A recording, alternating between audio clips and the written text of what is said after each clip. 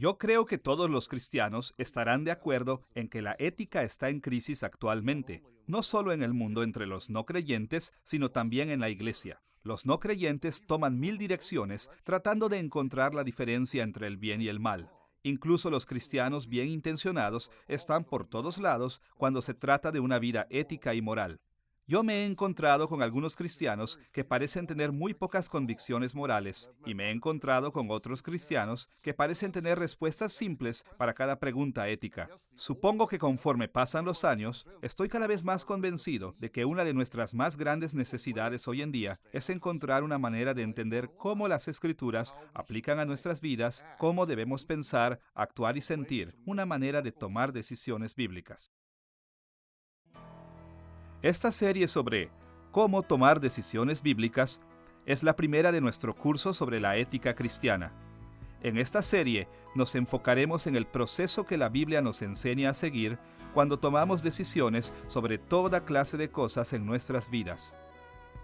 Hemos llamado a esta primera lección Ética en la Escritura. Presentaremos esta serie primero estableciendo una definición bíblica de ética cristiana.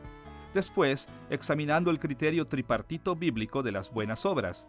Y finalmente, sugiriendo los contornos básicos de un proceso tripartito bíblico para tomar decisiones éticas. Comencemos definiendo el concepto de ética cristiana.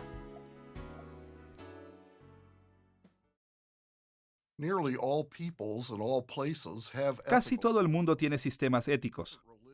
Diferentes religiones, culturas, sociedades e individuos tienen diversas formas de determinar lo que es ético y a menudo llegan a conclusiones radicalmente diferentes independientemente de qué conductas e ideas deben transmitirse y cuáles deben prohibirse.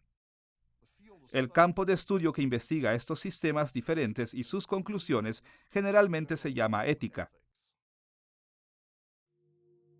En términos generales, la ética es el estudio del bien y el mal moral, el estudio de lo que es bueno y lo que es malo. Esta definición será suficiente como una orientación básica hacia la ética, pero en estas lecciones no estamos tan interesados en un estudio profundo de la ética como lo estamos particularmente en el punto de vista cristiano o bíblico de la ética. Así que trabajaremos con una definición que es un poco más corta que el estudio del bien y el mal moral. Definiremos la ética cristiana como teología, viéndola como un medio para determinar qué personas humanas, hechos y actitudes reciben la bendición de Dios y cuáles no. Para entender la importancia de nuestra perspectiva en la ética cristiana, veremos tres aspectos de esta definición. Primero, notaremos cómo atrae la atención a Dios y sus bendiciones. Segundo, veremos todo lo que abarca la ética cristiana. Y tercero, tomaremos nota de cómo la ética cristiana va más allá de los simples hechos. Considere primero cómo nuestra definición se enfoca en la ética como algo de Dios y sus bendiciones. A diferencia de muchos otros sistemas éticos, nuestra definición se enfoca en Dios y su bendición, en lugar de usar términos como el bien y el mal o correcto e incorrecto. Aquellas cosas que reciben la bendición de Dios son buenas y correctas, mientras que aquellas cosas que no reciben su bendición son malas y están equivocadas. ¿Pero qué nos hace enfocarnos en Dios y su bendición de esta manera? Al enfocarnos en Dios y su bendición de esta manera, queremos decir dos cosas. Primero, la naturaleza de Dios es la norma de moralidad. Y segundo, las acciones de Dios demuestran la norma de moralidad. Analicemos estas dos ideas por un momento más detalladamente.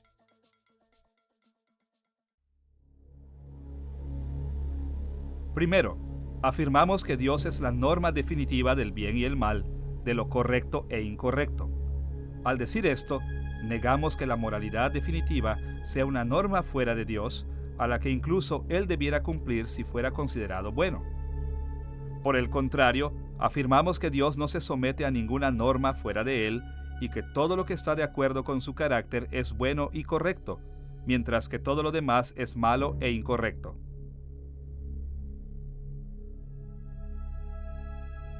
Considere estas ideas a la luz de las enseñanzas de Juan en 1 de Juan capítulo 1, versículos 5 al 7. Este es el mensaje que hemos oído de Él y os anunciamos. Dios es luz, y no hay ningunas tinieblas en Él. Si decimos que tenemos comunión con Él y andamos en tinieblas, mentimos y no practicamos la verdad. Pero si andamos en luz, como Él está en luz, tenemos comunión unos con otros, y la sangre de Jesucristo su Hijo nos limpia de todo pecado. Esta metáfora de que Dios es luz es principalmente una evaluación moral.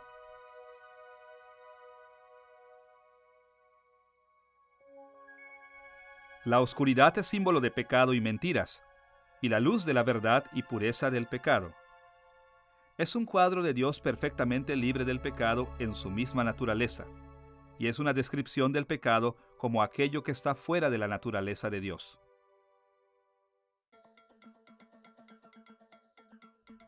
A la luz de este pasaje y otros como este, estamos obligados a ver la naturaleza de Dios como la norma y modelo de bondad y rectitud, y por las mismas razones estamos obligados a condenar como pecadoras, malas e incorrectas aquellas cosas que se oponen a su naturaleza. La segunda cosa que queremos decir al enfocarnos en Dios y su bendición es que las acciones de Dios manifiestan la norma de moralidad.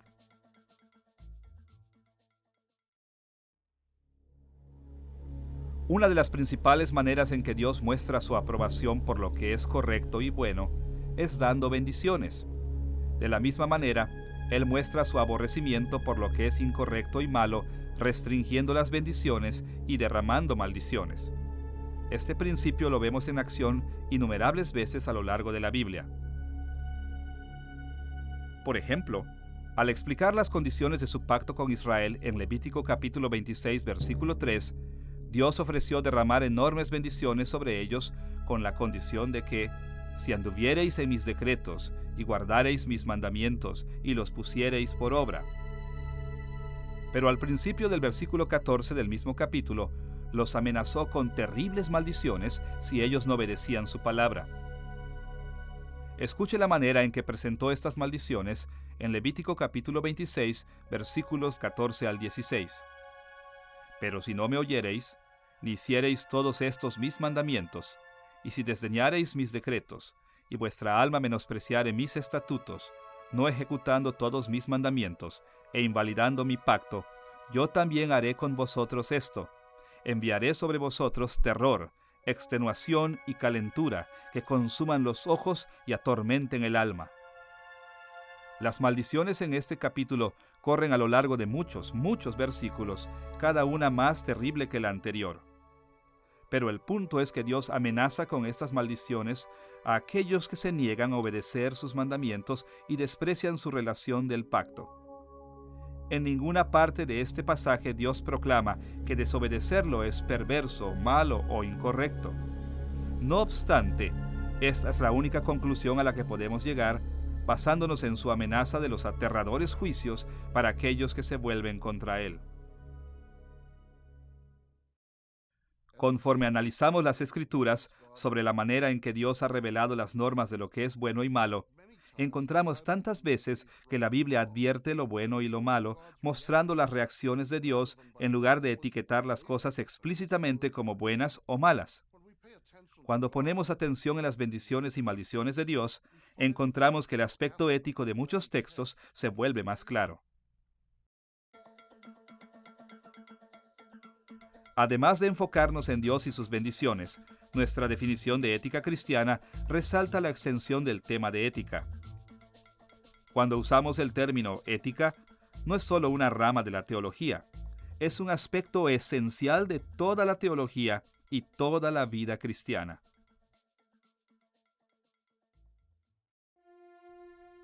En el pasado, la ética se veía como una subdivisión de la teología que trataba con asuntos morales prácticos. La ética cristiana normalmente se enseñaba como si fuera solo una de tantas disciplinas teológicas. En este modelo pasado, mucha de la teología podía efectuarse con poco o nada de interés en la ética. Como resultado, los maestros de ética normalmente casi no tocaban aspectos de la teología y la vida.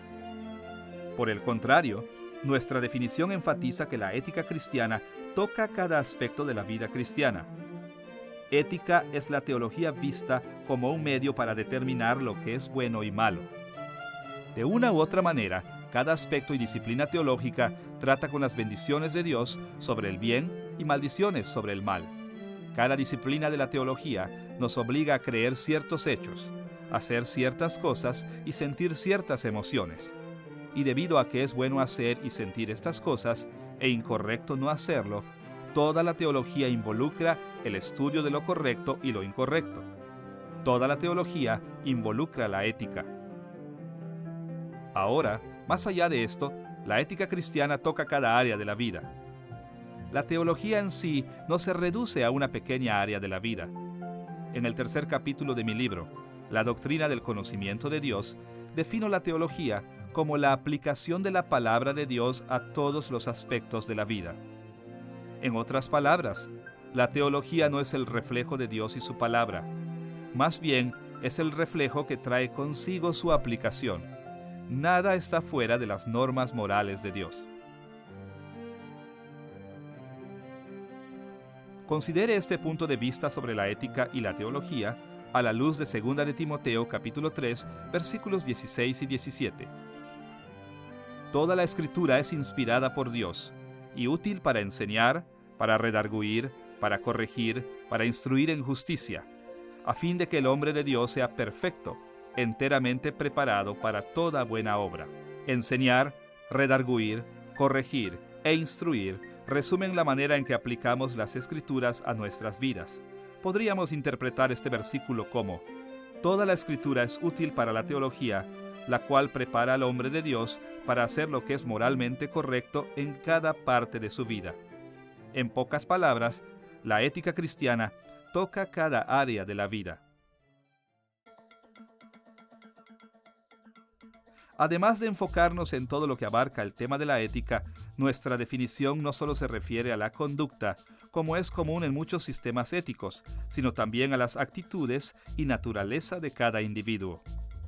Nuestra definición de la ética cristiana describe cuáles son las acciones y actitudes de los seres humanos que reciben bendiciones de Dios y cuáles no. Las normas morales de Dios son las que nos dan responsabilidad en nuestras acciones, en los pensamientos e inclinaciones de nuestro corazón y en nuestra misma naturaleza.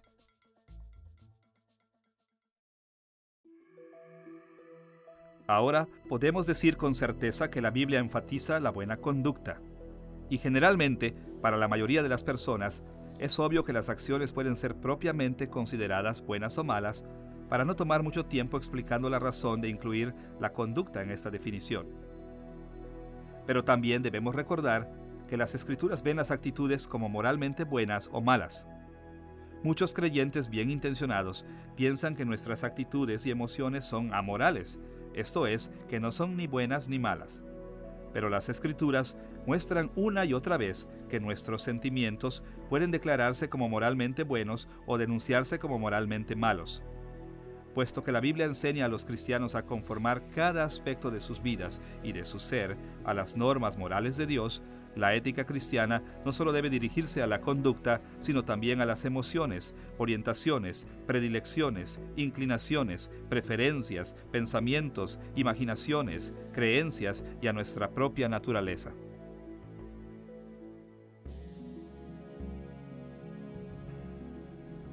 Por ejemplo, en Mateo capítulo 5, versículo 22, Jesús enseñó que cualquiera que se enoje contra su hermano será culpable de juicio. Y en Mateo capítulo 5, versículo 28 agregó que cualquiera que mira a una mujer para codiciarla, ya adulteró con ella en su corazón. En ambos casos, Jesús condenó como pecadoras las emociones y actitudes del corazón, independientemente de que éstas motivaran a la persona a actuar. De hecho, Él enseñó que estas actitudes violaban los mismos mandamientos que prohíben las acciones pecaminosas. También considere la manera en la que describe el corazón humano en Marcos capítulo 7, versículos 21 al 23. Porque de dentro del corazón de los hombres salen los malos pensamientos, los adulterios, las fornicaciones, los homicidios, los hurtos, las avaricias, las maldades, el engaño, la lascivia, la envidia, la maledicencia, la soberbia, la insensatez. Todas estas maldades de dentro salen. Las actitudes malas no solo son moralmente incorrectas en sí mismas, también son a raíz de acciones malas.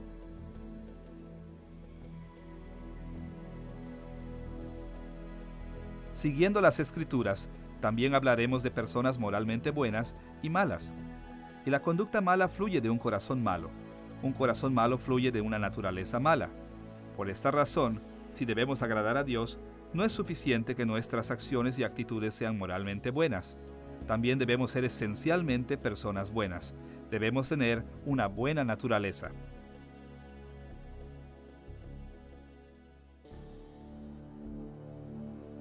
Las Escrituras se dirigen a este aspecto de nuestro ser en Romanos capítulo 8, versículos 5 al 9, donde Pablo escribió: Porque los que son de la carne piensan en las cosas de la carne, pero los que son del Espíritu, en las cosas del Espíritu. Los designios de la carne son enemistad contra Dios, porque no se sujetan a la ley de Dios, ni tampoco pueden. Mas vosotros no vivís según la carne, sino según el Espíritu, si es que el Espíritu de Dios mora en vosotros.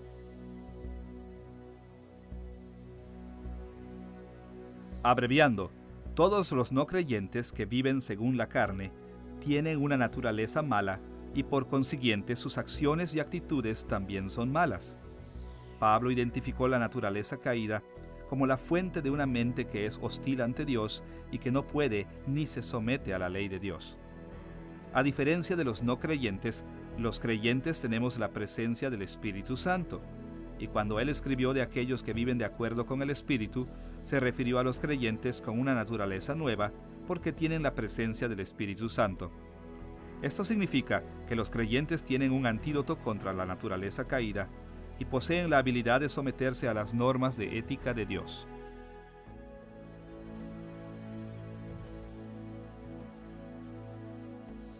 Así que, cuando hablamos de ética cristiana como teología viéndola como un medio para determinar qué personas humanas, hechos y actitudes reciben la bendición de Dios y cuáles no, queremos decir por lo menos tres cosas.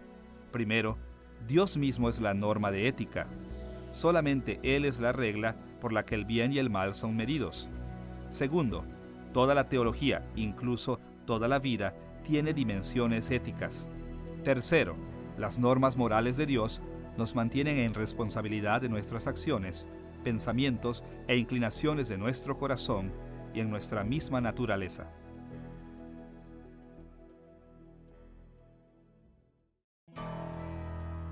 Ahora que hemos definido lo que queremos decir cuando hablamos de ética cristiana, debemos volver nuestra atención al criterio tripartito bíblico de lo que es éticamente bueno. Una manera muy útil de analizar las enseñanzas de la Biblia sobre este tema tan complejo es ver la manera en la que la Confesión de Fe de Westminster define las buenas obras de los no creyentes. Ponga atención al capítulo 16, párrafo 7, donde la Confesión de Fe de Westminster hace algunas distinciones importantes acerca de las buenas obras realizadas por los no creyentes. Las obras hechas por hombres no regenerados puedan ser cosas que Dios ordena y de utilidad tanto para ellos como para otros.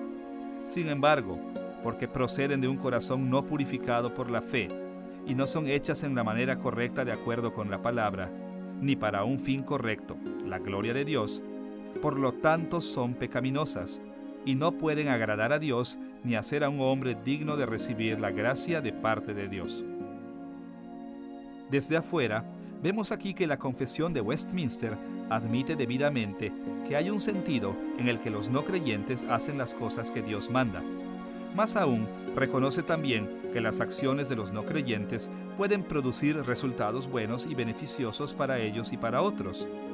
En otras palabras, en un sentido, los no creyentes pueden hacer cosas que parecen estar dentro de nuestra definición de una vida ética, acciones como para traer la bendición de Dios.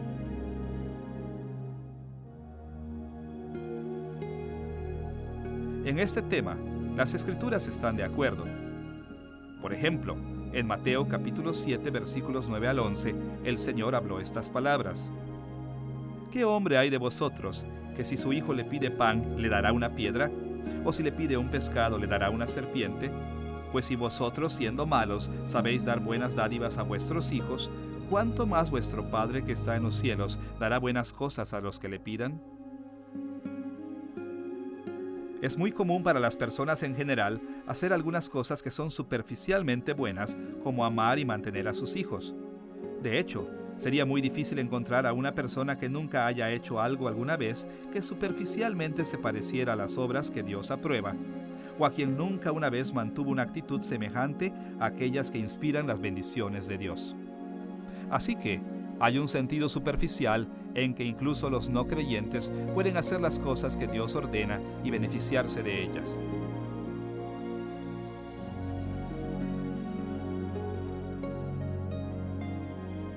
No obstante, la Confesión de Fe de Westminster acertadamente no permite que este tema permanezca en este punto. Por el contrario, señala que las acciones aparentemente virtuosas que los no creyentes realizan no son lo que parecen ser. Note lo que la confesión dice: estas acciones son pecado. Ellas no pueden agradar a Dios o hacer a alguien digno de la gracia de Dios. Aunque podemos aplaudir a los no creyentes cuando ellos atienden superficialmente a los mandamientos de Dios, debemos recordar que no son verdaderamente honestos. Ellos no son lo suficientemente buenos para agradar a Dios o para ganar la bendición de la salvación. Pero, ¿por qué es esto? ¿Cómo pueden ser pecaminosas las acciones que superficialmente se ajustan a los mandamientos de Dios? Como veremos, la obediencia a los mandamientos de Dios debe de ser con el propósito correcto. En segundo lugar, debe ser conforme a la norma correcta, conforme a la manera prescrita en las Escrituras. Y en tercer lugar, debe ser con la meta correcta en mente, que es glorificar a Dios. En pocas palabras, a menos que una obra sea hecha con el propósito correcto, en conformidad con la norma correcta y para una meta correcta, esta no es una obra que Dios recompensará con bendiciones. En primer lugar, echemos un vistazo más de cerca al propósito correcto. A menos que una obra se haga con el propósito correcto, no es una obra que Dios recompensará con bendiciones. Primero, debe proceder de un corazón que ha sido purificado a través de la fe. Segundo, las acciones deben fluir del amor cristiano.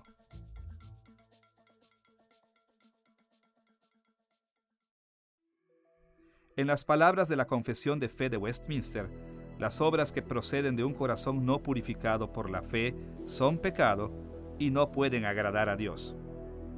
Este criterio del propósito correcto está estrechamente asociado con la forma en que nuestra definición de ética cristiana se enfoca en personas buenas con naturalezas buenas. Como ya hemos dicho, solo los creyentes que han sido llenos del Espíritu Santo pueden hacer obras que Dios recompensa con bendiciones. Una razón para esto es que solo los creyentes tienen corazones que han sido purificados por la fe. Aquí la confesión está hablando de Dios, dador de fe salvadora, que permanece y crece dentro de los creyentes. Es el medio de purificación a través del cual los creyentes reciben nuevas y buenas naturalezas, y motiva a los creyentes propiamente para hacer buenas obras.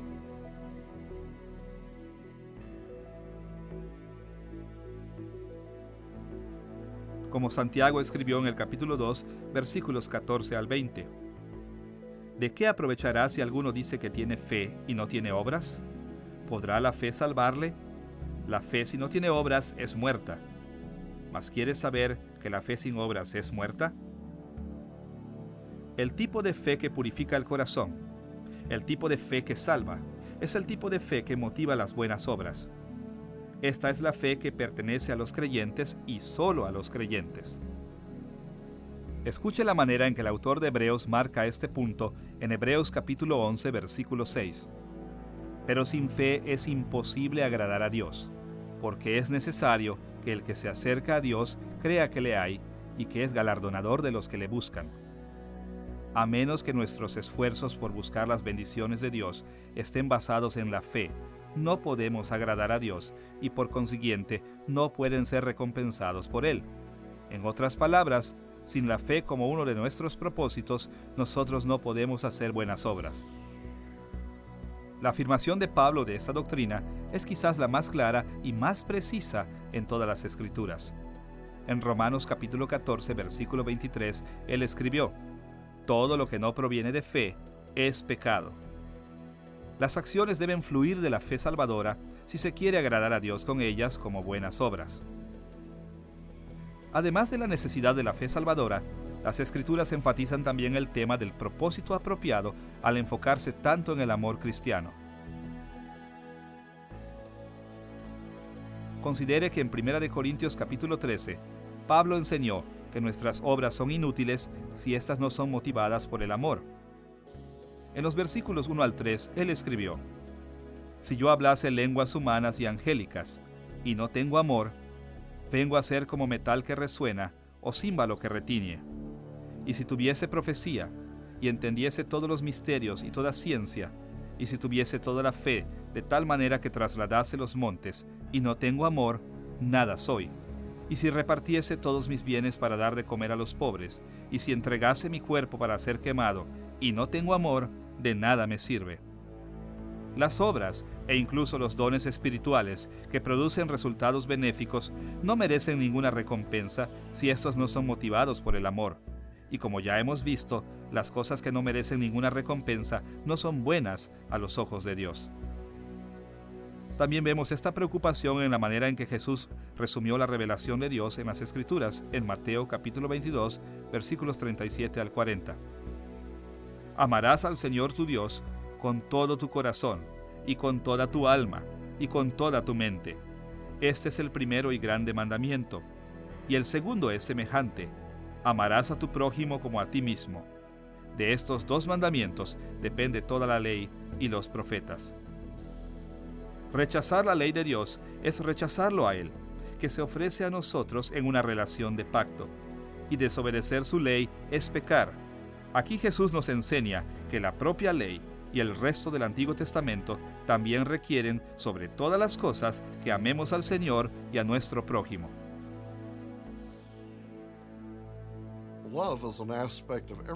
El amor es un aspecto que encontramos en cada ley que Dios nos manda a obedecer. Así que si no actuamos con amor, ninguna obra que hagamos puede estar dentro de su norma. Y lo que hace aún más difícil de cumplir la norma de Dios es que nuestro amor debe ser para Dios y nuestro prójimo. Los no creyentes no aman a Dios. Ellos se oponen a Él. Y como resultado, nunca pueden ser motivados por el amor de Dios. En otras palabras, ellos nunca pueden tener el propósito correcto. Y debido a esto, nunca pueden hacer algo que Dios considere, en un último sentido, ser bueno.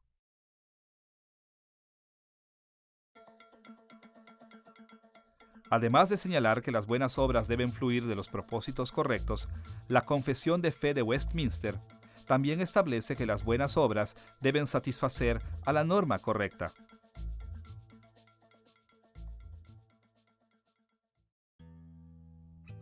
Escuche de nuevo las palabras del capítulo 16, párrafo 7. Las obras hechas por hombres no regenerados puedan ser cosas que Dios ordena y de utilidad tanto para ellos como para otros. Sin embargo, porque no son hechas en la manera correcta de acuerdo con la palabra, por lo tanto son pecaminosas.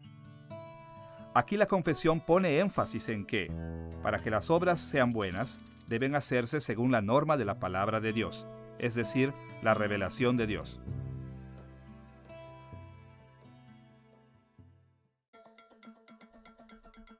Para presentar nuestro análisis de la norma correcta, mencionaremos 3 temas. Primero, los mandamientos de las Escrituras. Segundo, todas las Escrituras. Y tercero, revelación general, la creación en sí. En primer lugar, todos los mandamientos de las Escrituras están diseñados para guiarnos.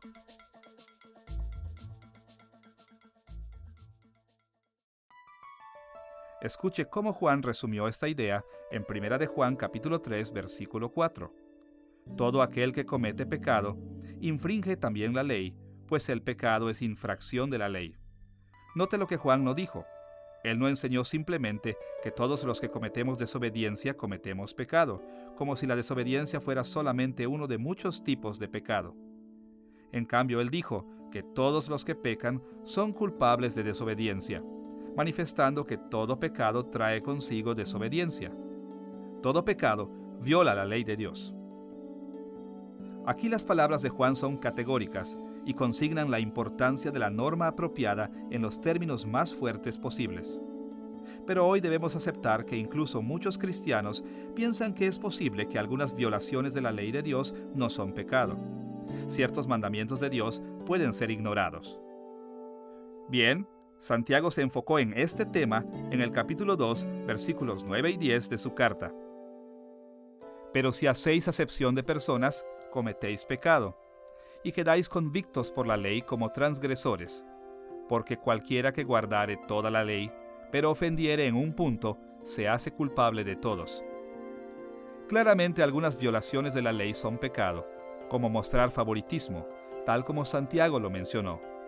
Pero Santiago entonces siguió diciendo que violar cualquier mandato de la ley significaba violar todos los mandatos de la ley.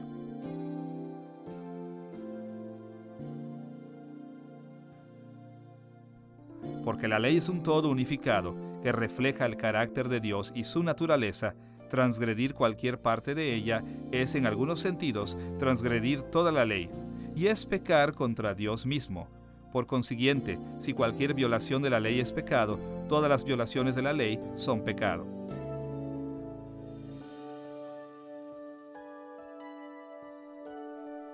Ahora, nosotros analizaremos más profundamente este tema en lecciones futuras. Pero en principio debemos hacer aquí una firme distinción entre la ley de Dios y su aplicación. Desde una perspectiva bíblica, cada ley está enlazada firmemente en los seguidores de Cristo.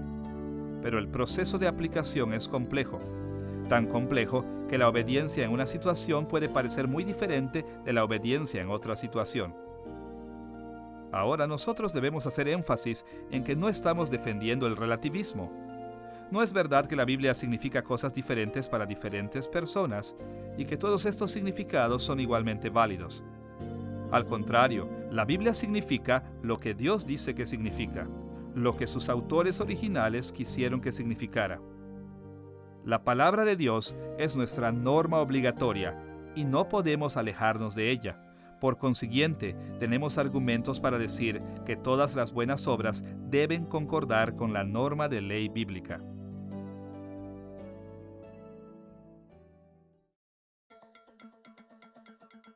En segundo lugar, la norma apropiada requiere sumisión a la Biblia entera. La Confesión de Fe de Westminster no dice solamente que la ley de Dios es un criterio de todas las buenas obras, sino que la palabra de Dios es en su totalidad un criterio de buenas obras.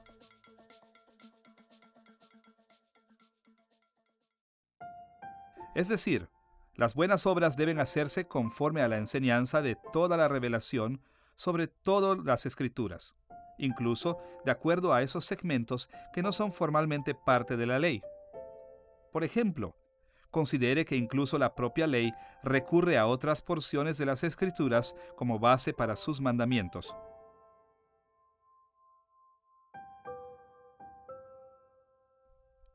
Por ejemplo, en los 10 mandamientos, el mandamiento sabático apela a la creación como la base de su autoridad.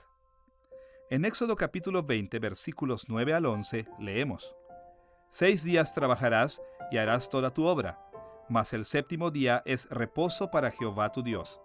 Porque en 6 días hizo Jehová los cielos y la tierra, el mar y todas las cosas que en ellos hay, y reposó en el séptimo día. Por tanto, Jehová bendijo el día de reposo y lo santificó. En este punto, los mismos 10 mandamientos establecen su autoridad moral en las implicaciones morales de la creación. Jesús hizo algo similar cuando defendió la tan llamada ruptura del Sabbat por los discípulos basándose en la conducta de David. Escuche la forma en la que respondió a los fariseos en Mateo capítulo 12, versículos 3 al 4. ¿No habéis leído lo que hizo David cuando él y los que con él estaban tuvieron hambre? Cómo entró en la casa de Dios y comió los panes de la proposición, que no les era lícito comer ni a él ni a los que con él estaban, sino solamente a los sacerdotes? Jesús aprobó las acciones de David y extrajo una aplicación moral de ellas. Incluso hizo esto a pesar de que este hecho no era parte del código legal. Así que vemos que en la Biblia no solo es la ley tratada como la norma para las buenas obras, también están las otras porciones. Pero esto no debe parecernos extraño. Después de todo, anteriormente en esta lección leímos en 2 de Timoteo, capítulo 3, versículos 16 y 17, toda la Escritura es inspirada por Dios y útil para enseñar, para redarguir, para corregir, para instruir en justicia, a fin de que el hombre de Dios sea perfecto, enteramente preparado para toda buena obra. Pablo no limitó los aspectos morales de las Escrituras a las partes que contienen mandamientos y códigos legales.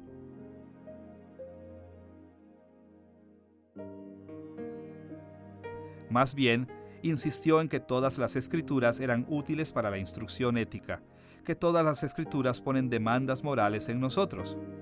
Por consiguiente, si nuestras acciones han de ser moralmente buenas, deben de satisfacer las normas de todas las Escrituras.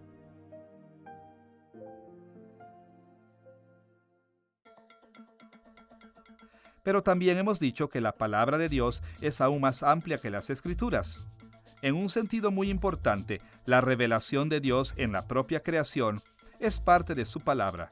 Así que la revelación de Dios dada a través de la creación, que es normalmente llamada revelación general, también es parte de la norma para las buenas obras.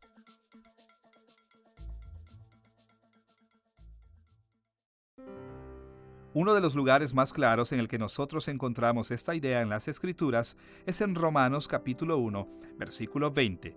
Allí Pablo escribió: porque las cosas invisibles de Él, Dios, su eterno poder y deidad, se hacen claramente visibles desde la creación del mundo, siendo entendidas por medio de las cosas hechas, de modo que no tienen excusa. Pablo va entonces más allá para sostener que, a pesar de lo que los hombres sepan sobre las normas morales de Dios por medio de la revelación general, ellos prefieren pecar. Pero el punto es este: las acciones de los hombres están condenadas porque violan las normas reveladas por la revelación general de Dios. O para explicarlo en los términos que hemos estado usando, la revelación general es parte de la palabra de Dios y parte del criterio al que las buenas obras deben ajustarse. Así que, para recapitular lo que hemos dicho, las Escrituras enseñan que las buenas obras deben ajustarse a la palabra de Dios como se revela en la ley, a lo largo de las Escrituras y en la creación.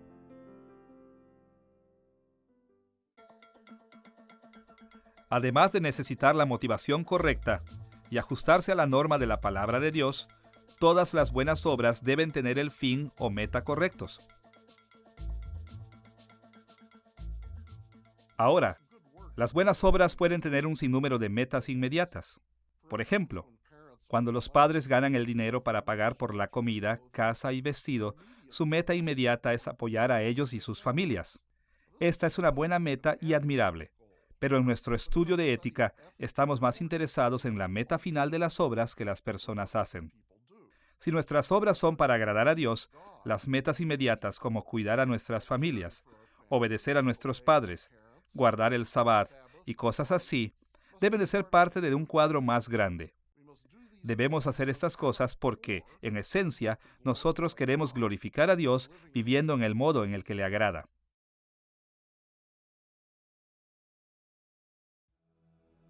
Las Escrituras nos enseñan en muy diferentes formas que la gloria de Dios es una meta central, fundamental en nuestras vidas. Esto es, con ejemplos específicos y en principios generales.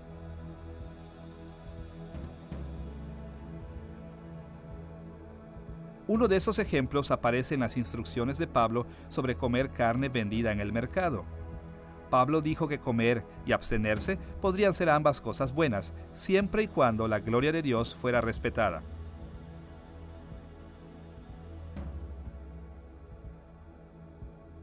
Él escribió estas palabras en 1 de Corintios capítulo 10, versículo 31.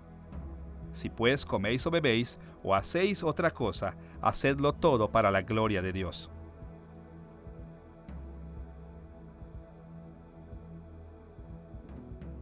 Pablo entendió que algunas metas inmediatas podrían hacer que fuera bueno comer, mientras que otras metas inmediatas podrían hacer que abstenerse de comer fuera bueno. Su punto era que debe de haber otro principio que anule esas metas inmediatas. Esto es, preocuparse por la gloria de Dios, y que, a menos que esta meta última esté a la vista, ni comer ni abstenerse podrían ser considerados buenos.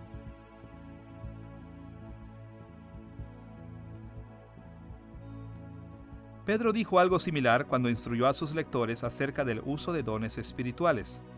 Escuche sus palabras en 1 de Pedro capítulo 4, versículo 11. Si alguno habla, hable conforme a las palabras de Dios. Si alguno ministra, ministre conforme al poder que Dios da, para que en todo sea Dios glorificado.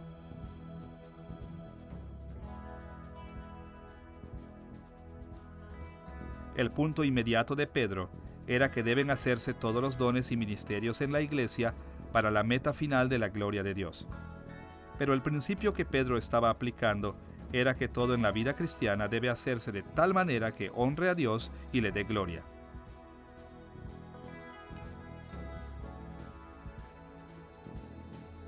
Otras declaraciones en las Escrituras hacen este principio general más explícito. Un lugar en el que vemos esto bastante claro es en Romanos capítulo 11, versículo 36, donde Pablo escribió estas palabras sobre Dios. Porque de Él, y por Él, y para Él son todas las cosas. A Él sea la gloria por los siglos. Aquí Pablo expresó gran alegría sobre el hecho de que todo es por Él y para Él. Esto quiere decir, entre otras cosas, que todo debe ser hecho para la obra de Dios y se tendrá su gloria y honra como meta final. Así que Pablo dio énfasis a este punto exclamando, «A Él sea la gloria por los siglos».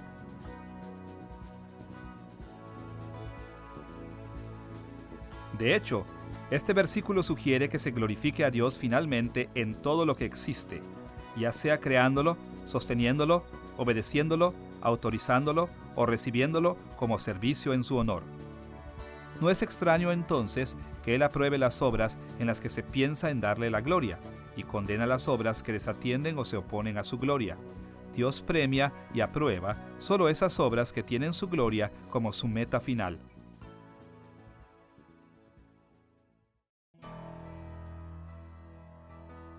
Ahora que hemos establecido una definición bíblica de ética cristiana y hemos examinado el criterio tripartito escrito para las buenas obras, debemos aplicar estas ideas poniendo el proceso triple por el cual los cristianos deben tomar decisiones éticas. A lo largo de estas lecciones, examinaremos los pasos prácticos que debemos de seguir al tomar decisiones éticas constantemente. A estas alturas, sin embargo, podemos trazar los contornos básicos del análisis que explicaremos con mayor profundidad en lecciones más adelante.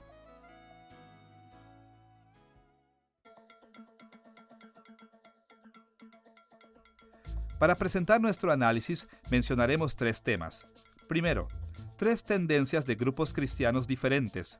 Segundo, 3 perspectivas para tomar decisiones éticas. Y tercero, la interdependencia de estas perspectivas. Considere primero las tendencias que los diferentes grupos cristianos tienen cuando toman decisiones éticas. Hay muchas maneras diferentes en que los creyentes intentan tomar decisiones éticas en la vida, pero tienden a caer en 3 categorías principales. Algunos dan énfasis a nuestra conciencia cristiana y la guía del Espíritu Santo, insistiendo que las acciones son buenas si éstas están de acuerdo con sus indicadores interiores. Otros dan énfasis a las Escrituras, insistiendo que las acciones son buenas si obedecen los decretos de las Escrituras, pero son malas si no lo hacen. Aún otros dan énfasis al resultado de las acciones e insisten en que las acciones son buenas si producen consecuencias buenas, pero son malas si producen consecuencias malas. Como hemos visto, la Biblia define las buenas obras como aquellas que se hacen con el propósito correcto, por la norma correcta y para la meta correcta. Y de hecho, estos 3 criterios para las buenas obras corresponden a los énfasis que nosotros acabamos de mencionar. Aquellos que dan énfasis a la conciencia y a la guía del Espíritu Santo están principalmente interesados en el propósito correcto.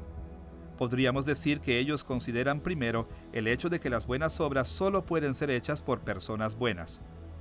Al tomar juicios éticos, tienden a hacer preguntas como: ¿cuál es mi actitud? ¿Tengo yo la madurez para tomar la decisión correcta? ¿Tengo yo la capacidad espiritual de aplicar la palabra de Dios a la situación? Después están aquellos que toman decisiones éticas enfocándose en la norma correcta. Estas personas dan énfasis a los decretos de las Escrituras. Cuando se enfrentan con un problema ético, su primera pregunta tiende a ser: ¿qué dice la palabra de Dios? Finalmente, aquellos que piensan principalmente en las consecuencias de sus acciones están primordialmente interesados en la meta correcta. Ellos se enfocan en la propia situación y hacen preguntas como: ¿cuál es el problema? ¿Qué problemas están envueltos? ¿Cuáles serán los resultados de las posibles soluciones a este problema?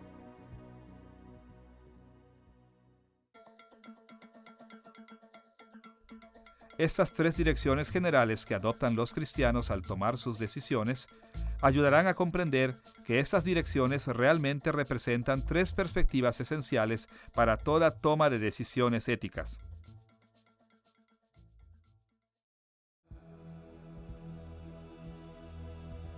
A lo largo de estas lecciones, hablaremos de juicios éticos o decisiones de esta manera. El juicio ético involucra la aplicación de la palabra de Dios a una situación por una persona. Esta definición entrelaza muchas cosas que ya hemos dicho. Mencionamos la palabra de Dios porque la revelación divina es la norma por la que nosotros debemos medir todos los juicios. El término situación nos recuerda el problema, la meta y las consecuencias de las soluciones que debemos considerar. Y mencionamos a una persona para enfatizar la importancia de la naturaleza de una persona, propósito y conciencia al determinar cursos correctos de acción. Así que, en efecto, nosotros estamos sugiriendo que solo pueden tomarse decisiones morales cuando las tres direcciones conjuntas se toman adecuadamente en cualquier problema dado.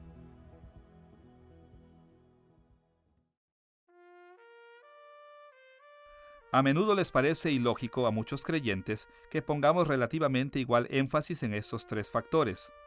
Después de todo, en la mayoría de los círculos conservadores de cristianos, consideramos las Escrituras como nuestra única regla infalible de fe y práctica.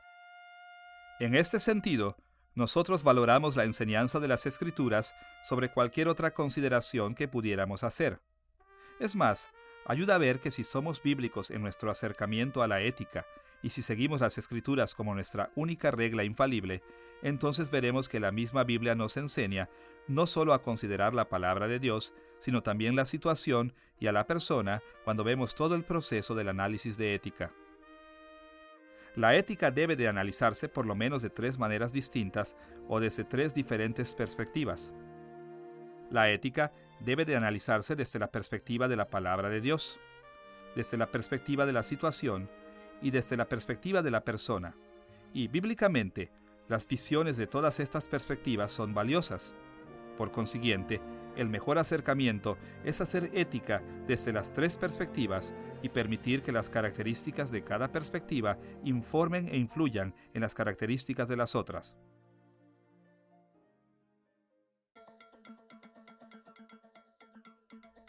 Hablaremos de tres perspectivas o acercamientos hacia cada juicio ético: la perspectiva circunstancial, la perspectiva normativa y la perspectiva existencial. Volveremos a estas perspectivas muchas veces en estas lecciones, pero a estas alturas debemos mirar la idea básica de cada perspectiva. Cuando nuestras preguntas éticas se enfocan en los problemas mismos, en las consecuencias de las acciones o en las metas, nosotros estamos haciendo ética desde la perspectiva circunstancial.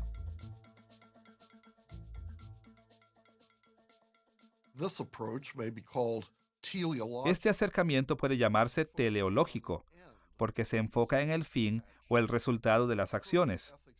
Acercarse a la ética desde la perspectiva circunstancial involucra notar las relaciones de medios afines en la economía de Dios, haciéndose preguntas como: ¿cuáles son los mejores métodos para lograr los propósitos de Dios? También incluye apelaciones a una conducta moral basada en el ejemplo anterior de Dios, Jesús y otros personajes moralmente buenos en las Escrituras. Las Escrituras mismas frecuentemente adoptan esta perspectiva y nos animan a que hagamos lo mismo cuando nos instruyen en temas éticos, apelando a la soberanía de Dios, mando providencial de su creación. Esto es particularmente evidente cuando se refiere a los eventos de redención o al tomar a Dios, Jesús y otros como modelos para nuestra conducta.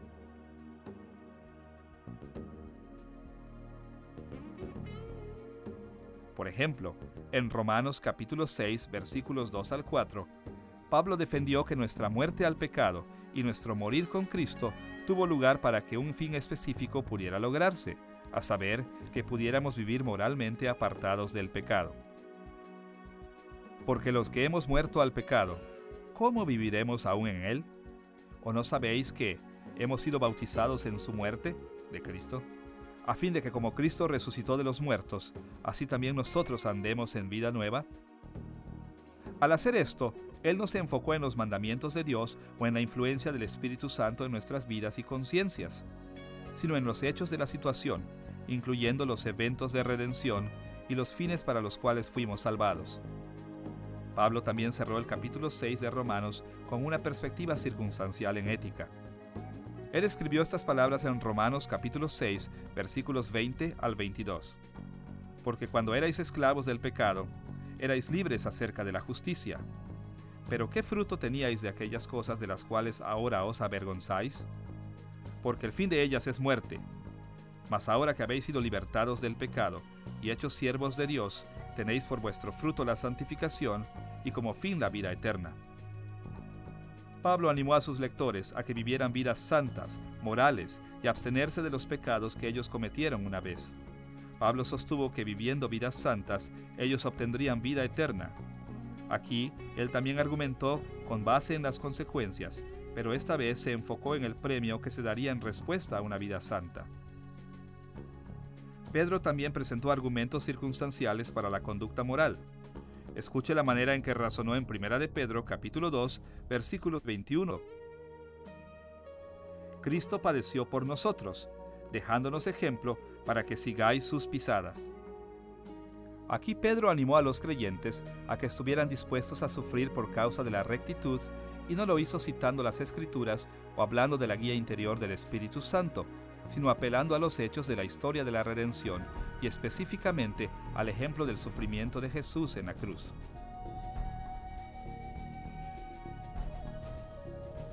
Quizás la perspectiva más intuitiva para los cristianos es lo que llamamos la perspectiva normativa. Normativa se refiere al hecho de que la palabra de Dios es la norma o estándar para la ética. Estamos haciendo ética desde la perspectiva normativa cuando consultamos la Biblia para que nos diga qué hacer.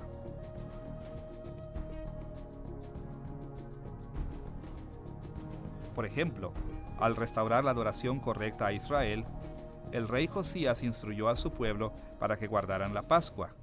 En 2 de Reyes, capítulo 23, versículo 21, él les ordenó: Haced la Pascua a Jehová vuestro Dios, conforme a lo que está escrito en el libro de este pacto.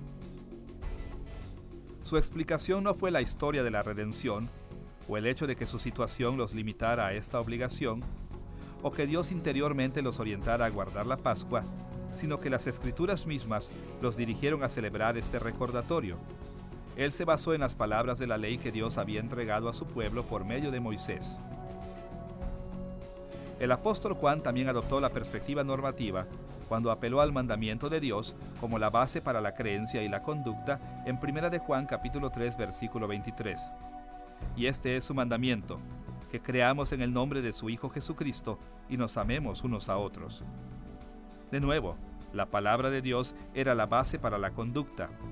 Dios ordenó que las personas se comporten y crean de cierta manera, y solo con su autoridad mandó a todas las personas a cumplir esta norma moral.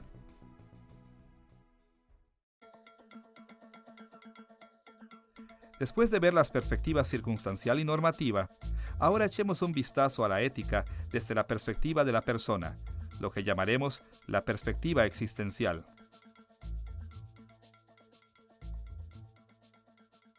Cuando nos acercamos a la ética haciendo preguntas que son específicas a las personas involucradas, estamos haciendo ética desde una perspectiva existencial. Al decir existencial, no pretendemos asociar esta perspectiva con la filosofía particular de los existencialistas. Más bien, queremos decir que esta perspectiva ve la ética a través de la lente de la experiencia de la persona individual. La perspectiva existencial se enfoca en la confrontación e interacción de uno mismo con Dios. Cuando nos acercamos a la ética desde esta perspectiva, no degradamos la autoridad de Dios o exaltamos nuestras propias sensibilidades como nuestra norma final de lo que es correcto e incorrecto. Más bien hacemos preguntas como, ¿cómo debo cambiar yo si debo ser santo? Y prestamos atención a influencias como la guía interior del Espíritu Santo y la conciencia santificada personal.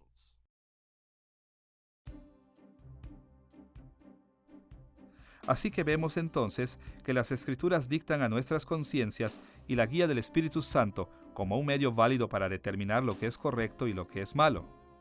Junto con las perspectivas circunstancial y normativa, la perspectiva existencial es una herramienta necesaria para cuando buscamos hacer juicios éticos.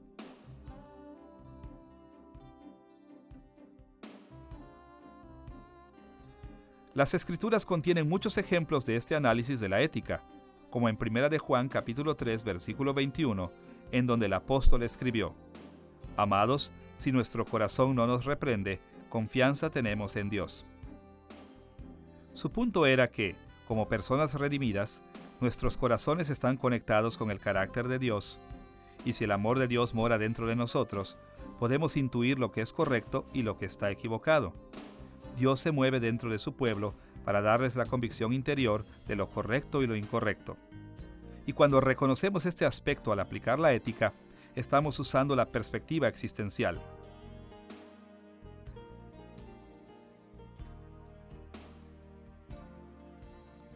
Encontramos el mismo tipo de pensamiento en los escritos de Pablo. Por ejemplo, en Gálatas capítulo 5, Pablo asoció la carne con nuestra naturaleza pecaminosa y listó muchos hechos inmorales que la carne nos motiva a cometer. Él también explicó que el Espíritu Santo trabaja en nosotros para producir cosas moralmente buenas, como amor, alegría y paz. En este contexto, explicó que los creyentes pueden realizar acciones buenas obedeciendo la guía interior del Espíritu Santo.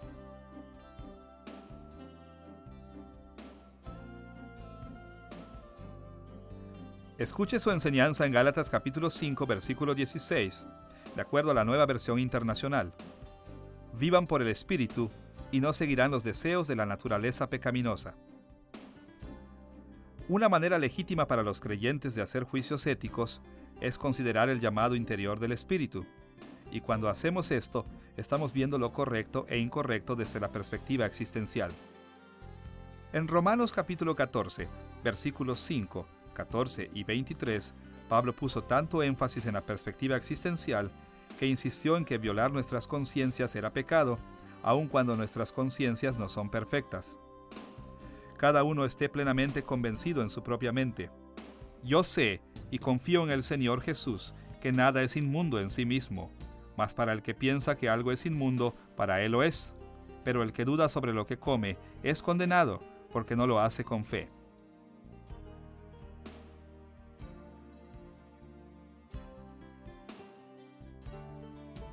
Pablo estaba hablando sobre comida sacrificada a los ídolos, y explicando que era bueno para los cristianos comer esta comida siempre y cuando en sus mentes ellos no pensaran en ello como un acto de culto pagano. Pero si sus conciencias no les permitían comer de esta manera, sería pecado para ellos comer esta comida.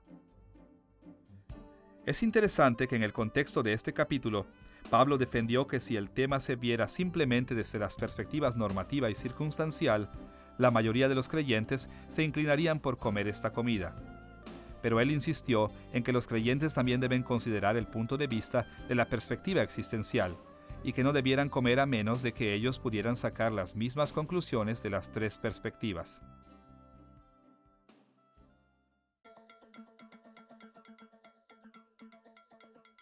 Ahora que hemos presentado las perspectivas circunstancial, normativa y existencial en la ética, debemos invertir algún tiempo para ver la manera en que estas tres perspectivas actúan recíprocamente y dependen entre sí.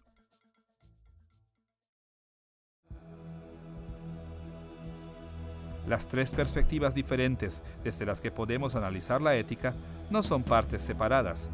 Más bien, cada perspectiva es el todo de la ética vista de un ángulo u otro.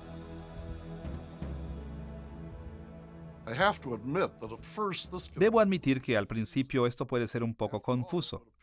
Después de todo, parecería que algunos de los ejemplos que ya hemos dado en esta lección solo emplean una perspectiva en cierto momento. Pero en realidad, todos nuestros ejemplos involucran las tres perspectivas. Nosotros simplemente hemos escogido ejemplos donde se despliega una perspectiva en la forma más prominente para resaltar las diferencias entre las tres. La verdad del tema es que ninguna perspectiva debe funcionar en la vida aislada de las otras.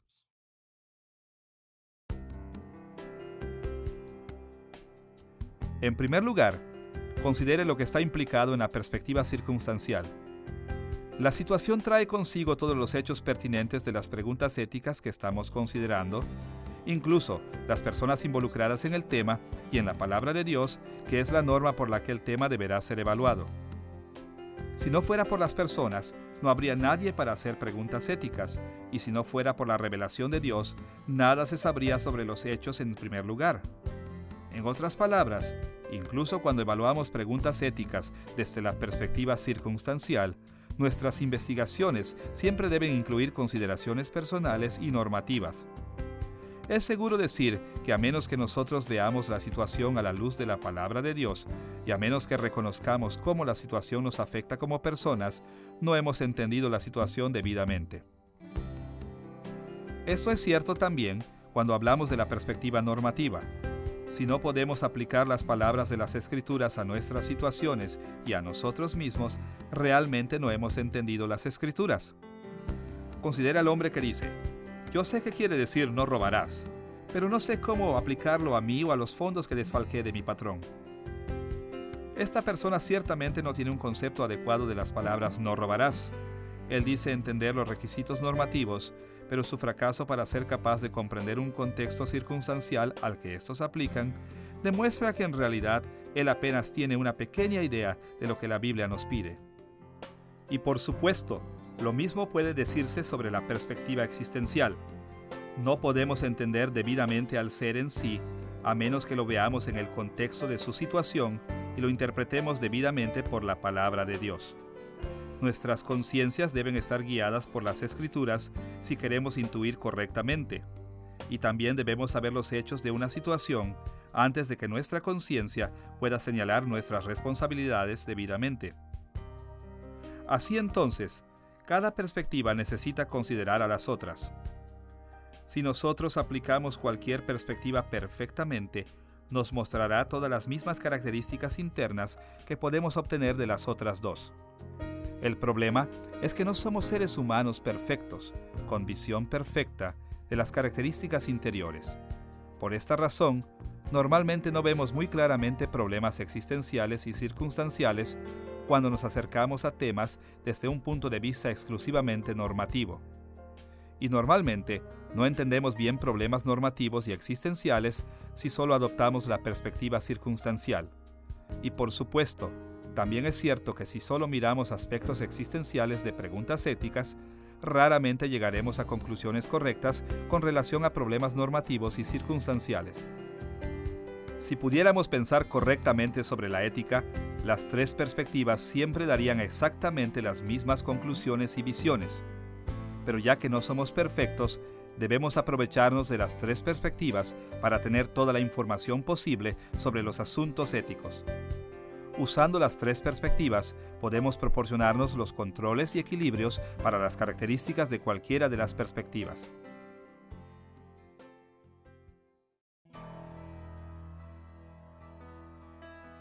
En esta lección hemos presentado el tema de la ética cristiana, definiéndola como el todo de la teología, visto desde sus aspectos éticos.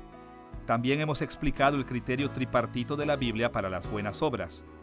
Finalmente, hemos sugerido un modelo bíblico para tomar decisiones éticas que tomen en cuenta los beneficios de dar énfasis y equilibrar las perspectivas normativa, circunstancial y existencial. Making biblical decisions in the modern world can be extremely challenging. We constantly Tomar decisiones bíblicas en el mundo moderno es sumamente desafiante. Constantemente nos sentimos arrastrados por una variedad de influencias, muchas de las cuales no reconocen la autoridad de Dios y no quieren su bondad. Pero como cristianos, debemos afirmar la bondad de Dios y debemos seguirlo en nuestras decisiones éticas. Y una manera muy útil de hacer esto es el uso de las perspectivas normativa, circunstancial y existencial de la ética. Cuando incorporamos estas perspectivas en nuestro pensamiento, nos preparamos para evaluar situaciones éticas complejas y tomar sabias decisiones bíblicas.